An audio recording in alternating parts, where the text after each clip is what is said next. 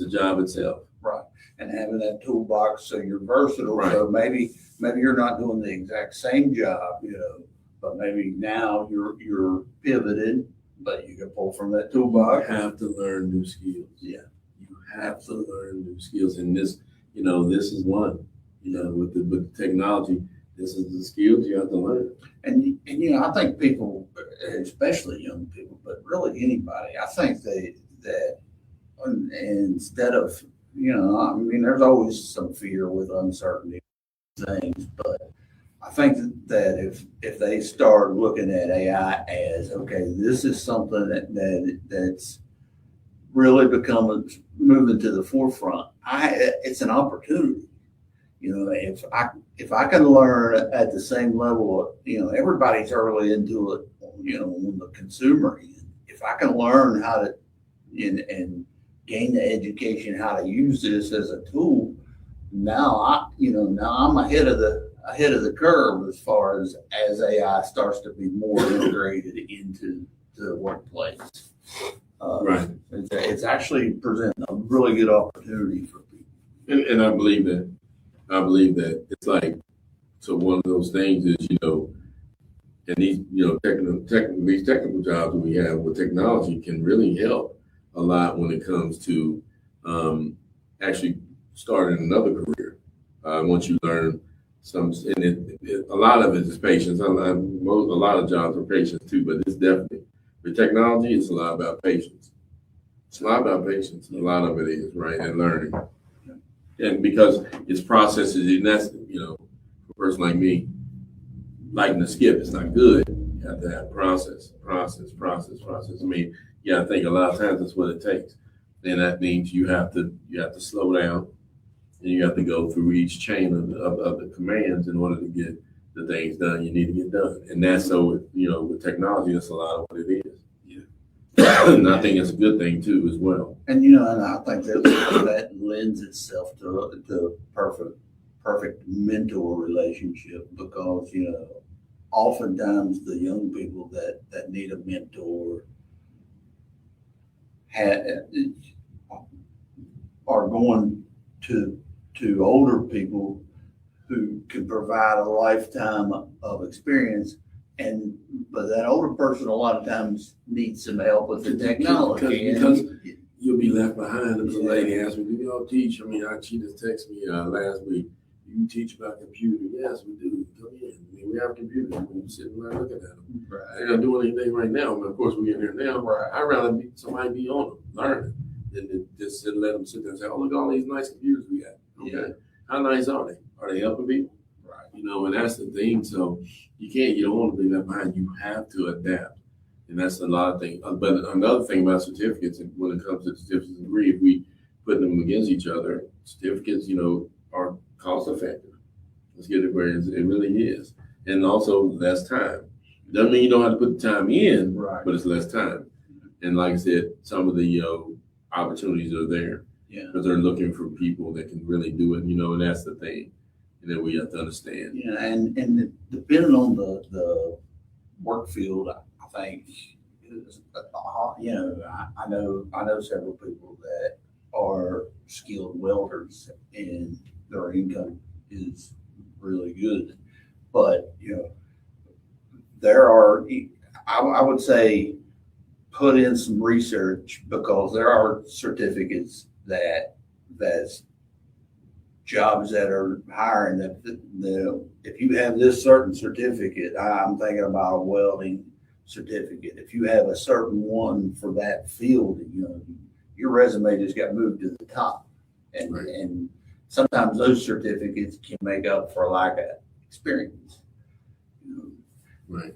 So a lot of it, before we move on, a lot of, when it comes to technology, a lot of the certificates could be in IT support, cyber security, web development, which we know everybody, that's what the first thing is. What do you think? Right? That's what they do. They look at the web. Oh, you got a nice website. Yeah. It matters, right? Graphic design, digital marketing, and like that, and definitely analytics, which, is a powerhouse now as well. Right. So, just getting those things and definitely getting, definitely having them concrete is a big thing as well.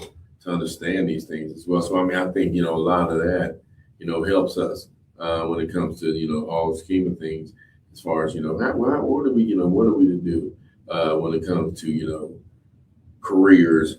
There's a lot of careers out there, and these are things you can do. Sometimes even not in a brick and mortar. You can do it at your home. I mean, brick and mortar, but you can do it at your home, and you have your office there, and do some work as well. So that's a great thing too. So I mean, that's a little bit what we were talking about, and I do believe that this as we get ready to come to close, I do believe that this is needed. One of those things that we speak about as well. The future belongs to who? Everyone, right? But the underrated career, which some would call it underrated, I don't, but some would call it underrated career, these skilled trades, the public service, the IT, the entrepreneurship.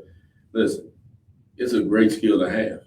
It's a great skill to have. And that's what, you never know. You can open your horizons up a lot to those things, at least to know a little bit about them as well. So that, we're kind of, I have one of the best jobs in the world. We get to actually, teach young and old, job skills.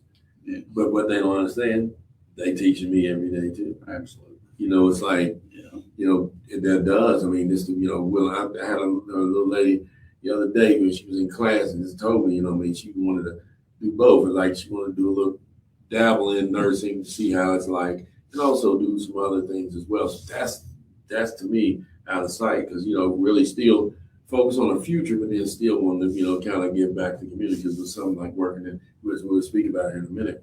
Something I'm speaking into about working with kids in the camp we have. So it's even those things. I mean, degree, certificate, trade, entrepreneurship, they all matter. You have to look what's best for you. You really do. And I know, one of the things is when you turn 18 or get out of school, a lot of those things that your parents was telling you to do or somebody was, now you have to really realize, man, I didn't like school. Or okay, why don't you try a trade? But guess what I do? I don't do it until 3 years in, pile of debt, trying to stay in school and didn't really even like school. But I'm doing it because Chad told me, and Dad, hey, I'm trying to do it for them. They have to pick what's right for them. Yeah, really and just because what you want to do might seem far-fetched to everyone, and maybe honestly it may be statistically really improbable. We think about athletics. I would have loved to be a professional athlete, but it wasn't going to happen. But so say someone has their entire identity and all their passion is wrapped up into that, and you at some point in your life you realize that either you have a shot or you don't. But I think too many times if we don't, we say, okay, I just have to completely that part of my life gone. Whereas really, that's when you dig in and okay, what other jobs can keep me involved in what I'm passionate about, and also be my career. There's a ton of jobs, whether it is in marketing programs for a team, coaching, athletic training. There's more, and I'm just using sports as an example. Right, of course. Any of the creative fields, there's adjacent fields where you can kind of carve out your niche. And again, your career, you're going to devote so much. If you're going to have a good career, you're going to devote so much of your time to it. I think it's so vital that we find our passion and pursue it. And it may not, it may not be the position that you thought it was going to be. It may be totally adjacent, but it might give you that fulfillment that you need. And sometimes I think that's, and it's important to pay our bills, it's important to make a living. But it's also important to have some fulfillment in what we spend our time, most people spend about half of their time, working, in some way working toward their career. So, what value is it if it's something that you have no passion for, or no, something that you don't even enjoy? Right. I mean, I think that's one of the things, nice to as we wrap up, this is like the final takeaway would be just, a lot of these, career paths that we just spoke about, the skilled trades, the public service, the entrepreneurship, and also the technology. I mean, path is, certificates are definitely ones that are not, they're overlooked, but they're definitely matter. Look into them. I would say look into them even more than what we were just talking about. And before you decide your future, look into some of these. Absolutely. To see if this might be what might be your calling. I do believe, sometimes I do believe the goal isn't to find the most popular career, is to find the one that matches your purpose, your strengths, right? Your vision for the future, not someone else's. And that's what we have to, realize, and hopefully they will. But I'm glad we sat down and talked about this. I really do. I mean, we can get more into it. Like I said before, I think, there's avenues, there's things that we have as well. And Donakey has as well, and some classes and some great CRPs as well have, in order, to get, help others, kind of progress into themselves as, in the job world, through this pathway, if that's the one you'd rather take. And that's what we're here to do, to help with those things as well. This will wrap up Collective Konversations, but just real quick, Camp Elevate starts Monday, June 15th. We're super excited.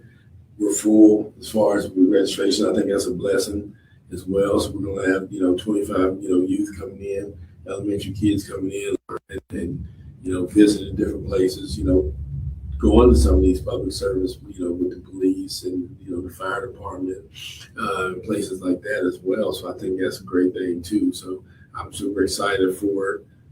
Have some workers, on tap as well, to work with, and also some youth as well to learn. I think it's great to get them to see the atmosphere of this, and then actually give back to the community as well, and help kids grow as well. Also, June the 20th, the TSK prevention of littering in life, pathways littering in life, will be having a cookout over at 100 Washington Street, at the Multicultural Center.